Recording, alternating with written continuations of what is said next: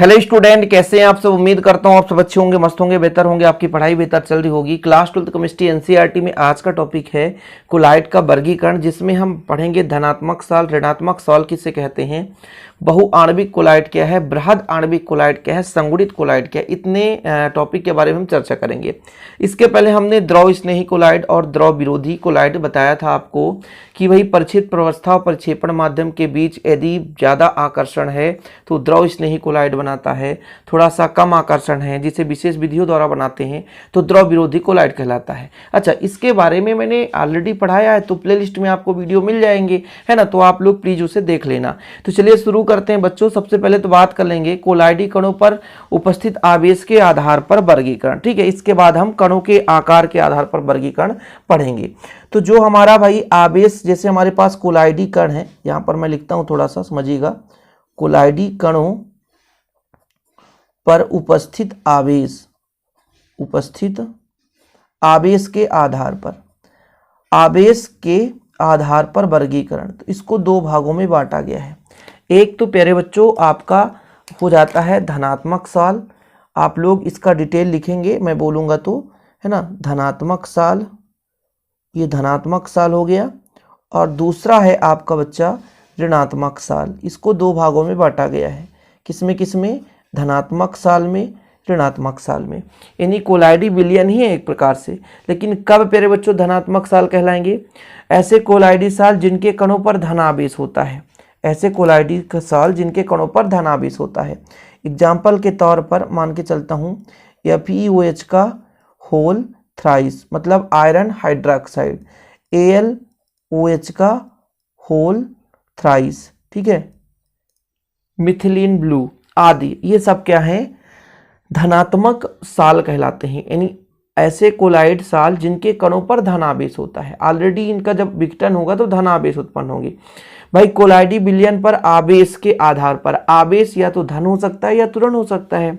अब ऋणात्मक साल की बात करें तो ऐसे कोलाइडी साल जिनके कणों पर ऋणावेश होता है।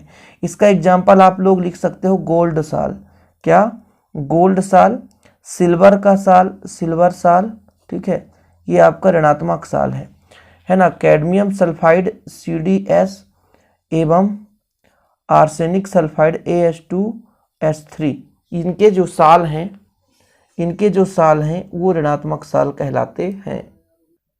तो जैसे कोई भी कोलाइडी विलयन का निर्माण हो रहा है और उसमें आपका आयरन हाइड्रोक्साइड मिला हुआ है, यानी धनात्मक कोलाइडी कण है, तो धनात्मक साल का निर्माण कहलाता है। और यदि प्यारे बच्चों कोई भी आप कोलाइडी विलयन बना रहे हैं, उसमें गोल्ड साल मिला दिए, सिल्वर, है ना, मिला दिए, तो फिर आपका वो ऋणात्मक साल कहलाता है।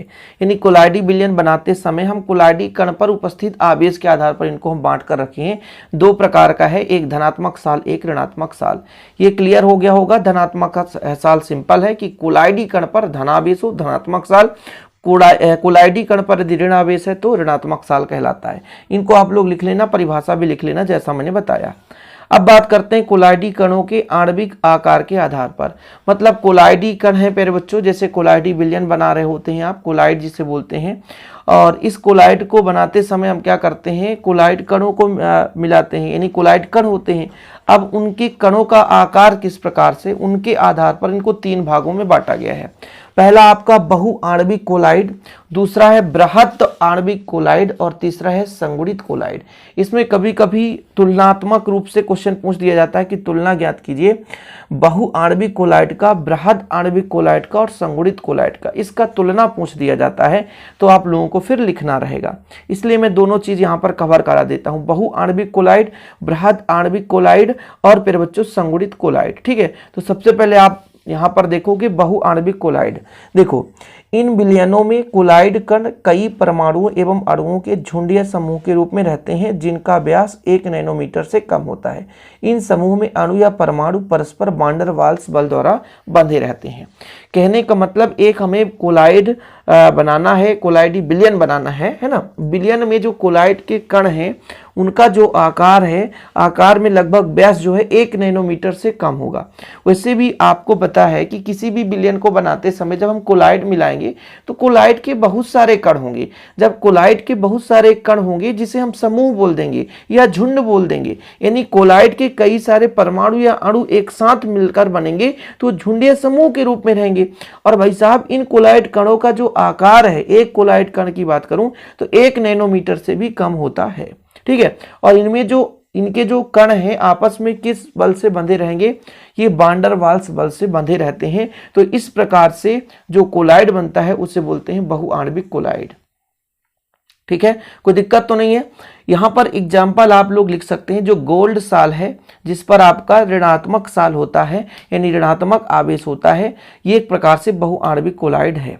गोल्ड साल और सल्फर साल लिख सकते हो आप एग्जाम्पल, मैं आपको बता रहा हूं एग्जाम्पल आप लिख लो। गोल्ड साल और सल्फर साल ये आपके बहुआण्विक कोलाइड हैं। ओके, चलिए दूसरा नंबर आपका आता है बृहद आणविक कोलाइड, बहु से बृहद बना। ठीक है, तो इन कोलाइडों में कोलाइड्स कणों के रूप के बड़े बड़े बृहद अणु होते हैं जिनमें कई परमाणु विद्यमान होते हैं।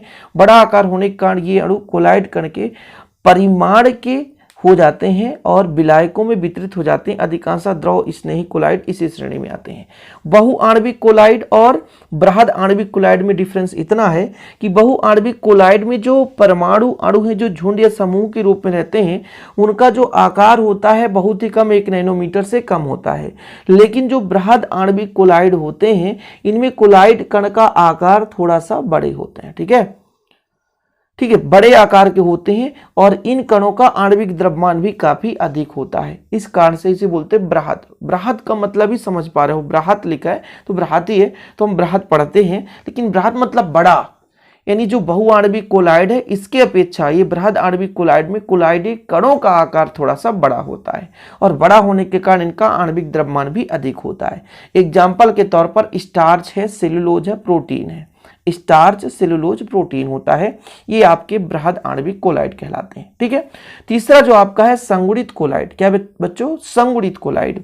ये ऐसे यौगिक होते हैं जो कम सांद्रता पर सामान्य प्रबल विद्युत अपघट्ट की भांति व्यवहार करते हैं। मतलब सांद्रता कम है, यानी आपके कोलाइड एक प्रकार से विलयन ही है।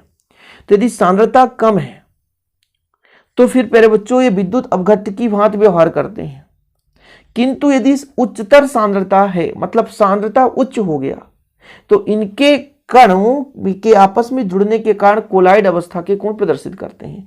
यानी संगुणित कोलाइड के 2 प्रकार से गुण उत्पन्न होते हैं। यानी कम सांद्रता है तो विद्युत अपघट्ट की भांति कार्य करने लगते हैं, अर्थात ये वास्तविक विलयन के रूप में हो जाते हैं। लेकिन ये जो हमारे पास कोलाइडी विलयन कब बनते हैं? जब इनकी सांद्रता उच्च होती है। एग्जाम्पल के तौर पर आप साबुन लिख लो, डिटर्जेंट लिख लो। क्या? साबुन और डिटर्जेंट।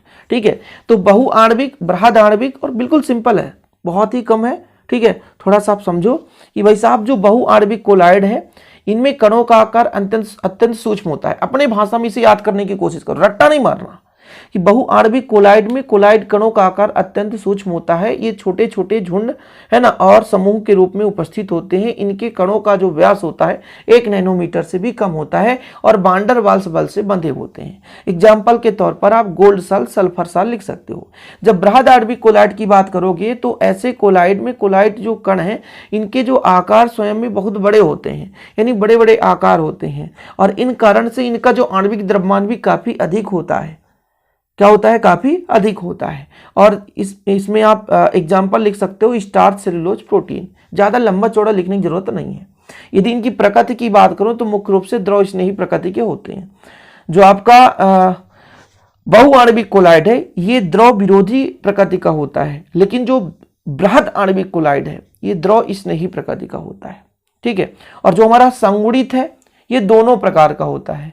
सामान्य ताप है, मतलब ताप और सांद्रता है, यानी कम सांद्रता है, सांद्रता कम है प्यारे बच्चों, तो सांद्रता कम होने पर ही विद्युत अपघट्ट की भांति और साथ में ये वास्तविक विलयन के रूप में भी कार्य करते हैं। लेकिन वहीं पे सांद्रता अधिक होने पर ये कोलाइड के समान व्यवहार दर्शाते हैं। डिटर्जेंट हो गया, साबुन हो गया, एग्जाम्पल के तौर पर समझ लिए होंगे। अब इनमें डिफरेंस क्या है? इनमें तुलनात्मक रूप से यदि क्वेश्चन पूछ दिया जाए कि बहुआण्विक कोलाइड, बृहद आणविक कोलाइड और संगुणित कोलाइड से आप क्या समझते हैं, समझाइए। तो बच्चों यहां पर आपको तैयार करना पड़ेगा कि जो बहुआण्विक कोलाइड है इनमें परमाणुओं या अणुओं का आकार 1 नैनोमीटर से कम होता है। ठीक है, मतलब जिन अणु परमाणु से मिलकर बने होते हैं ये जो आपके बहुआणविक कोलाइड है इनका जो आकार है 1 नैनोमीटर से भी कम होता है।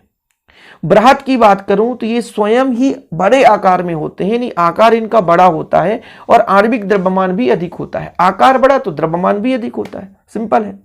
और संगुणित कोलाइड में आपको क्या लिखना है कि कम सांद्रण पर ये प्रबल विद्युत अपघट्ट की भांति व्यवहार दर्शाते हैं, कि तो सांद्रता उच्च होने पर कोलाइड के रूप में व्यवहार दर्शाते हैं। ठीक, चलिए आपने अभी एक पढ़ा था कि बहुआणविक कोलाइड होते हैं, अत्यंत सूक्ष्म आकार में होते हैं, झुंड के रूप में पाए जाते हैं, समूह के रूप में पाए जाते हैं, और इनके जो कणों या परमाणुओं अणुओं के बीच जो बल होता है वो वान डर वाल्स बल होता है। ठीक है, और फिर बच्चों जो हमारा बृहद आणविक कोलाइड है इसमें भी वान डर वाल्स बल होता है, किंतु इसके अपेक्षा थोड़ा सा प्रबल होता है। यानी बहुआणविक कोलाइड में वान डर वाल्स बल क्या होता है, कमजोर होता है, दुर्बल होता है। लेकिन बृहद आणविक कोलाइड की बात करें तो इसमें वान डर वाल्स जो बल है तुलनात्मक रूप से प्रबल होता है। संगुणित कोलाइड की बात करें तो सांद्रण अधिक होने के कारण वान डर वाल्स बल का मान भी अधिक होता है, मतलब संगुणित कोलाइड में भी अधिक होता है। ठीक, आगे देखो, हमने आपको बताया था कि वैसा बहुआणविक कोलाइड इसमें द्रव विरोधी प्रकृति होता है, जो बृहद आणविक कोलाइड है इसमें द्रव स्नेही प्रकृति होता है। लेकिन जो संगुणित कोलाइड है इसमें दोनों प्रकार होता है, द्रव विरोधी भी और द्रव स्नेही भी। साथ में बच्चों यहां पर आप उदाहरण एक एक तैयार कर लेना। मैंने बहुआणविक में बात किया गोल्ड साल, सल्फर साल। यदि बृहद की बात करो तो स्टार्च, सेलुलोज, प्रोटीन। संगुणित कोलाइड की बात करो तो साबुन, डिटर्जेंट आदि। ठीक है, इसके बाद हमारा ये टॉपिक खत्म हो जाता है। इस चैप्टर में बस 2-3 वीडियो और आएंगे, हमारा खत्म हो जाएगा। देखो स्कंदन वगैरह है, पायस है, जो कि काफी महत्वपूर्ण है, आपको क्रम से करा दूंगा, बिल्कुल आप चिंता ना करो। पिछले लेक्चर को भी आप देख सकते हैं, पुराने वीडियो भी देख सकते हैं। लगातार आप तैयारी करते रहें। वीडियो पसंद आए तो लाइक करें, शेयर करें। जय हिंद, वंदे मातरम।